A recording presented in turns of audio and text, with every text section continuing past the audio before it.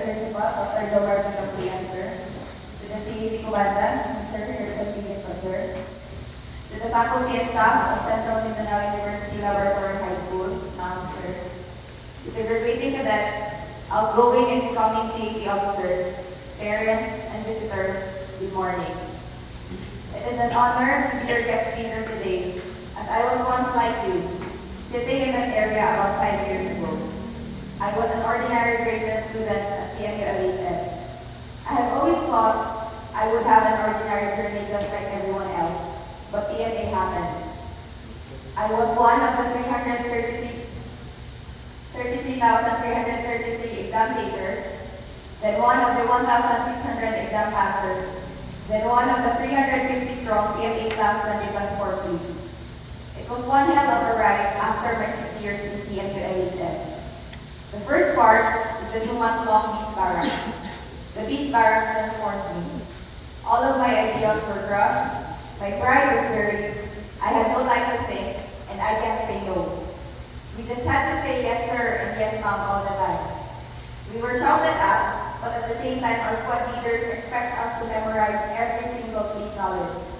We also had to speak in English when we are talking to our upperclassmen. I remember the time when MC Garcia, whom you all know as Queer Eldridge, showed up outside at my barracks, and I was so shocked to see him there. He asked me when was the birthday of my cousin, who happened to be his classmate in high school, and I wasn't able to answer him. Ganun kalag yung utak ko nung plebo ako. Pero nung plebo ako, doon ko lang na-appreciate ang Skyflakes, Max Candy, even Pancit Canton was a luxury.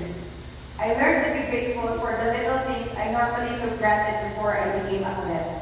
The plain old sticky notes meant a lot to me when I was a kid, specifically the ones from Insigne Garcia and Lieutenant Palmares, who are both products of CMULHS. During that time, I thought the Beast Barracks was the worst thing that could happen to me, but it was just the beginning. The incorporation day came, and it was just like a normal day for us since our parents cannot be there to the pandemic. We had to be reshuffled to new squads, and we had new squad leaders. After the incorporation rites, it was when the literal hell took place. We were incorporated into the barracks together with the upper class form. As thieves, we can't even talk peacefully to each other. Mayat maya may upper class sa room, mayat maya may sumisigaw. Duty after duty, formation after formation. It was literally ang almusal, tanghalian, at hapunan ay sigawan. Long story short, I died a lot of times there. But after 11 months of being a plebe, recognition day came, and it was the happiest moment of a plebe's life. It was the moment I cried when my squad leaders called me squad, short term for squad mate, for the first time. It was the time I bawled my eyes out at the Warren Field. Because finally, I have received the meaningful handshake from the upper class cadets. It was the first time I answered my upper class with oo ma'am, oo sir. Tapos na din ako mag-English, Lord, thank you. It was the moment that we were told, thieves no more, yearlings not yet. 2 days later, we were already yearlings. A lot of people say the hardest part of being in the academy is being a plebe. But I tell you, it is not. The hardest part of cadetship is yearling year, the second year, a year where everyone expects you to have things under control, juggle academics, and be the standard at every inspection, especially during barracks and rank inspection. Not to mention, para hindi ka palagi, literal na alay sa bayan.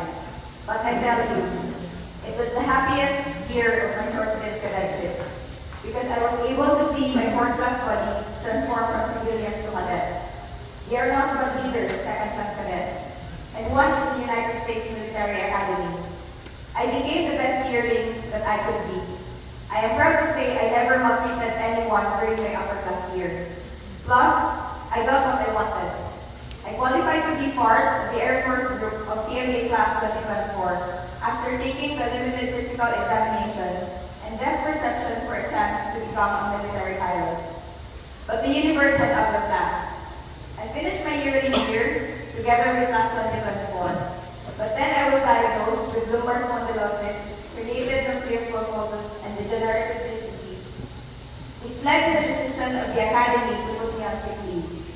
I returned to the Academy last October, but then I was already deemed unfit due to my medical condition. That's why I'm on indefinite leave up until today. I am just waiting for my general headquarters orders to be released for me to officially sign off from the Academy. So this is where I am now. This is the reason why I have stated yes to be your speaker today. Because I think I am underqualified to be one. I am not like everyone else who finished their cadetships, a title after their names, a standout in any field. I am not any of those. But can I say no to my alma mater? Of course not. Just like you, I am off to a new start. It's scary, I know, because I've been there. I've been from Bacod to Bacod for 2 years, without my parents, without anyone I know in there. But one thing is for sure, you will never grow if you'll always be in your comfort zone. If you're afraid to fall back down, you'll never get anywhere. A common question and the most painful one that I always encounter is, nakagraduate na ka? I swear it is the most innocent yet insulting question of all time. But I always remind myself that you are your journey. In my case, I'm still grateful that I'm out of the Academy. At least I'm alive. If my injuries had been undetected, who knows what will happen to me next? I could be paralyzed, or worse, I could be dead. So if you encounter challenges in life, just say, ang importante buhay pa. Literally, ang importante buhay pa. Because as long as you're alive, you can be better every single day if you want to. And one thing that I learned from the Academy is to never take anything for granted. Time, money, eating whatever you want, phone, being able to take a bath, being at home. Anything that feels ordinary is a luxury to somebody. Being in the Academy was like seeing life through a different lens. Sure, I'm grateful because I learned a lot of new skills. Boxing, swimming, gymnastics, wushu, karate, survival, river crossing, and of course, the most exciting thing of all, firing. I was able to conquer the Itogon range during a typhoon when the wind is literally slapping your face. It's raining non-stop, you're wearing a full combat uniform with supplies. Supplies like pots, pans, canned goods, rice, water, clothing, and other necessary things. And on top of that, you have your M16 rifle with you, the real one, functional with black bullets. That's the main reason why I hate camping now. I'm still traumatized by the fact that my toes look like ground meat after that failed training exercise. At that time, adventure was an understatement. But I am most grateful for the opportunity to don the colors of the Philippine Military Academy and to have the honor to wear PMA uniforms and experience life on a different level. To pass and review during parades for the most notable persons in the armed forces of the Philippines and for our previous president, President Rodrigo Roa Duterte. But that's all in the past now. What's more important is what lies ahead. So to all of you who will graduate days from now, continue moving forward and take your lessons with you. Take your lessons, especially ang bawal na late kay basin pag school service ka, because time is a luxury. The lesson to never cheat, kasi sarili mo lang dinadaya mo. The lesson to always follow regulations, kay basin maglubog ka. Napapalubog mo. All of these rules from CMULHS actually helped me inside PMA. And looking back, kung siguro hindi ako sa CMULHS at high school, I wouldn't survive the academics in PMA. Tulog ako sa klase eh. I have a lot of other things on my plate other than my classes. So klase, no problem, sabi ko ba, hindi sa lab sa una. For unit exams, ay no worries, tulog-tulog, hindi na mo exam sa lab sa una. Exam after lecture, ay yan, hindi sa lab sa una. I tell you, lahira dyan tulikan ka sa CMU lab. Kaya makamao ka na maminaw sa klase, isang tulog ka. Grace under pressure.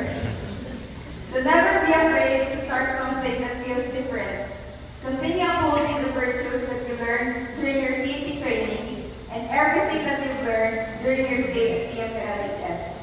To the incoming officers, I wish you all the best that you continue to uphold the standard of this organization. To the outgoing officers and the rest who are graduating CAP today, thank you for your dedication, time, and effort to this organization. And take your learnings with you wherever you may go. God bless and thank you. Good morning.